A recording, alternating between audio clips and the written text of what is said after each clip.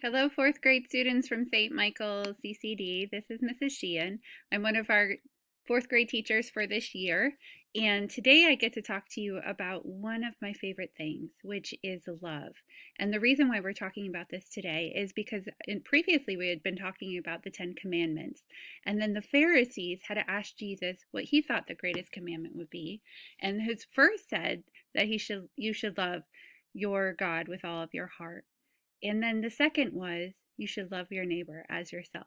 So we're going to talk a little bit about loving our neighbor today. Is to love somebody who has done something mean to you, especially when that somebody has been yourself. Have you ever done anything mean to yourself? Well, it's very important to look inside yourself and find that loving part of you. That's the part that you must take good care of and never be mean to, because that's the part of you that allows you to love your neighbor. And your neighbor is anyone you happen to be with at any time of your life. Who that was? That was Mr. Rogers. I love him so much. I remember watching him as a little girl.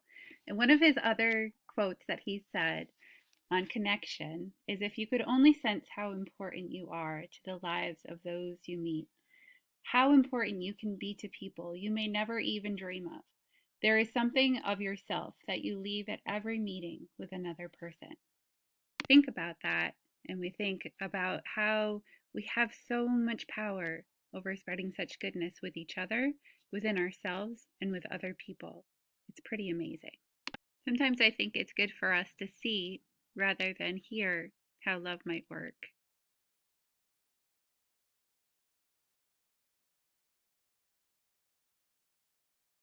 So here's the love in our hearts, and that's the feeling that we get, and we think with love in our minds, and we do our love in action, and then that is how it spreads.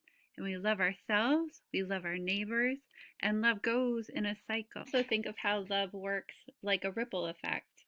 There is one of these in your folders that were handed out to you, and here in the middle would be you. And that's kind of like if you think about dropping a stone into the water, that's the spot that has the most impact. You have to love yourself. That's the first place.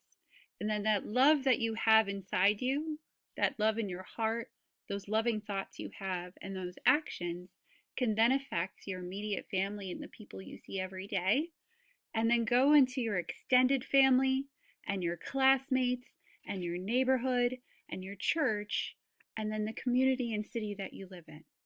And it's not just you.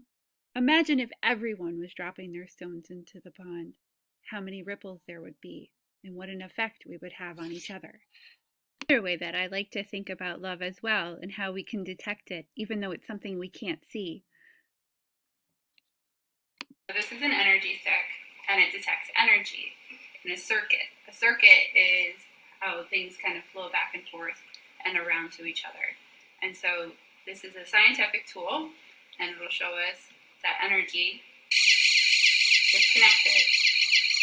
And since we're talking about connections with CCD, we want to use the energy stick to show how we stay connected with our neighbors and with each other, and how love is a kind of energy that goes through and around us that we share. Can you demonstrate with me? Yes. So hold my hand here and hold this in this other color.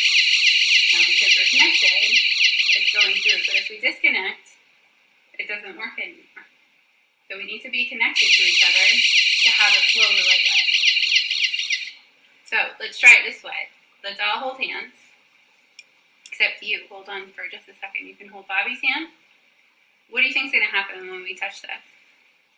It's gonna flow around, and what everyone is trying to say, what love is staying in a connection of itself.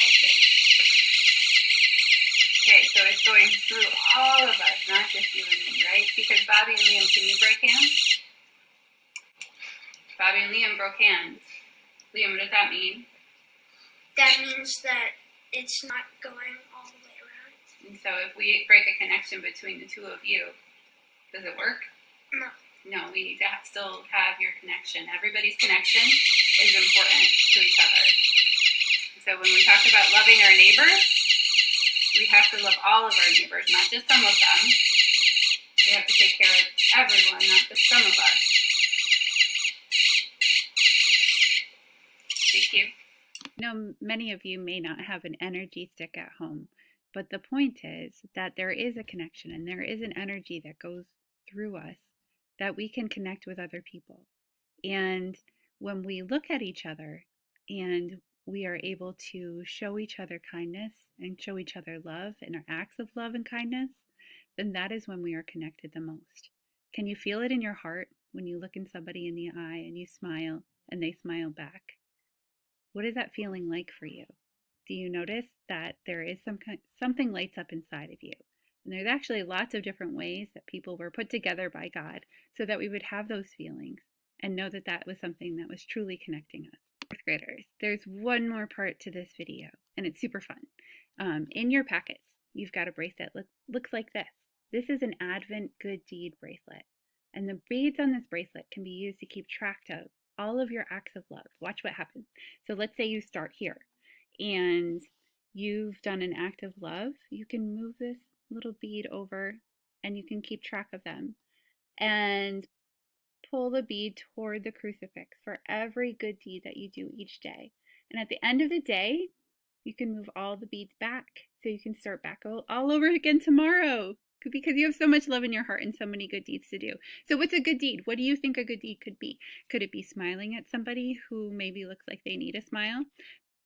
Maybe giving them a hug if you're at home and it looks like it's just one of those days somebody could use a hug at home. Or maybe you do something extra special and extra kind, like reach out to a neighbor or reach out to some grandparents or other family members. There could be lots of different ideas I'm sure that you have in your hearts. And what a great way to prepare our hearts to be more like Christ in this Advent season. Here's a secret too. There's 10 beads on this bracelet, so you can also use it as one decade of the rosary. So go ahead and keep track of all of your loving deeds and notice how you feel yourself when you put that love out into the world. Not just that we're receiving love, but we also want to be giving love. I hope you enjoy your Advent season. I hope you have a wonderful Christmas, and it's been so great connecting with you.